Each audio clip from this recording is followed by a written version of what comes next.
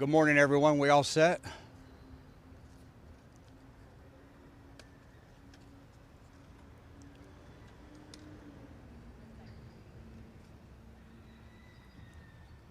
Before I get into details that we now know about this homicide, let's talk a little bit about our homicide suspect, the subject who murdered his own mother.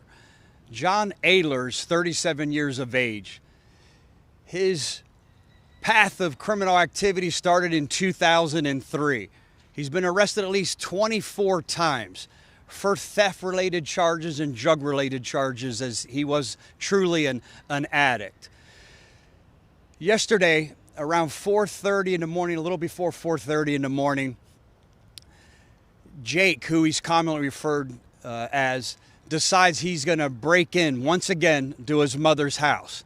He does so by crawling in through the doggy door. He has done so on several occasions. He will break in the middle of the night and steal whatever he can get his hands on. This is a family. This is a mother who's been taking care of his child since she was born 10 years ago.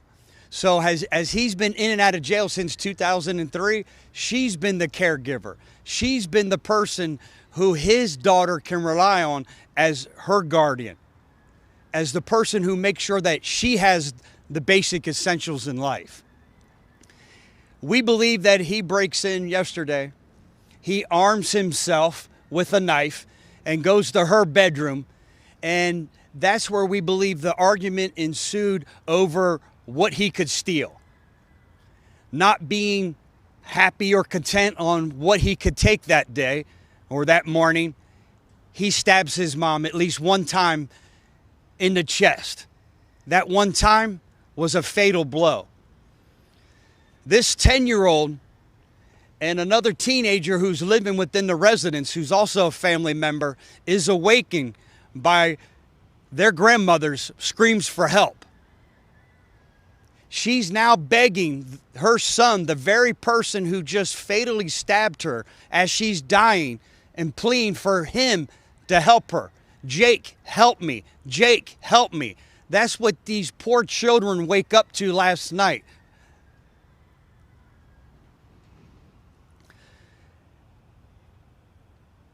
She's panicking. She's dying. She needs help desperately. She crawls out of her bedroom and crawls over to the teenager's bedroom while she is making pleas for her to call 911. This 16-year-old has already called for help, and help is on the way. But unfortunately, as fast and quick as first responders arrived on scene, she had already succumbed to that fatal stab wound. She lost her life yesterday. I normally don't get in front of the media when it comes to a homicide. It's not because as a society or as a sheriff or sheriff's office we should ever become desensitized to the act of homicide. But this is why I'm here today. This is our 14th family-related homicide this year already. We had 16 for the entire year last year. As a law enforcement agency, as a sheriff, you have a blueprint to reduce violence. If it's as a result of drug-related violence, gang-related, human trafficking-related, robbery-related, whatever it is, we have a blueprint to reduce violence, to make sure that violence doesn't occur on these types of crime. But family violence is a silent crime. There is no blueprint. The only way we can stop these type of crimes is if you are a victim of family violence and you make that courageous step to ask for help. I say it time after time. We are so fortunate that we live in a community where help is available. Phenomenal resources like the Spring of Tampa Bay. But the only way that we're going to stop family violence is if you have the courage to say enough is enough and you ask for help. That's my plea today. Stop what you're doing, stop immediately, and ask for help before it's too late. What questions can I try to answer this morning? Have he been physically violent towards her before? He had not that we know of. Again, he had no violent history until he did, and that was yesterday. You've obviously heard an unlimited number of horrific stories in your time in law enforcement. This sounds like it is just about as bad as it can possibly be. Yeah, I think what makes it really, that makes this, every loss of life is tragic, and every one of us in this community should realize the toll that takes. But I think what makes this so egregious is he stabbed and killed the very individual who his 10-year-old daughter could depend on. She didn't have a lot. They lived frugal. And when I mean frugal living, I mean frugal living. But whatever she had, she shared raising his daughter. And he took her life. What is the daughter's fate now? Who's going to take her? And to get to your point, I think that's what makes this so tragic. This 10-year-old who provided, who relied and depended on the only constant in her life being her grandmother is now gone. What happens to her? The ripples of this violence will go on forever in this child's eyes. Any other questions? Thank you, everyone. Have a great and safe day. So I know no one else going to ask. Can you just explain how you came upon him this morning?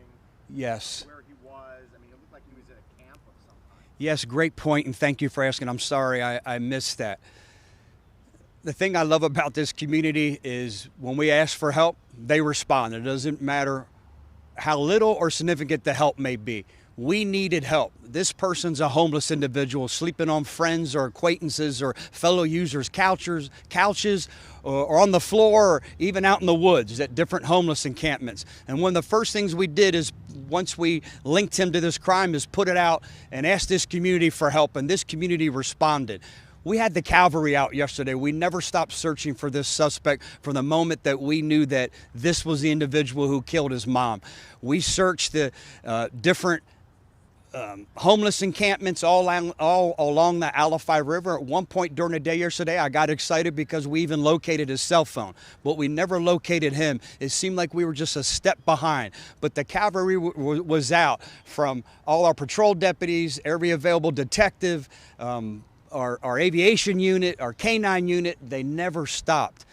But it was that important phone call, the one that we always look for, that lifeline that we needed, when around 4:30 this morning, we get a concerned citizen who makes a call and says, "Hey, I saw this on the news. I saw you guys are looking for this individual, and I just saw him not too long ago, and he's at this residence." So the cavalry was able to respond to that residence and take him into custody without further incident. And I know we released that body cam footage of his arrest. Again, stand here as a proud sheriff of how diligently this team worked yesterday, from the moment we knew this was our individual that we needed to find up until the point that we took him into custody. Their passion, their commitment, and their professionalism, I'm so proud of them.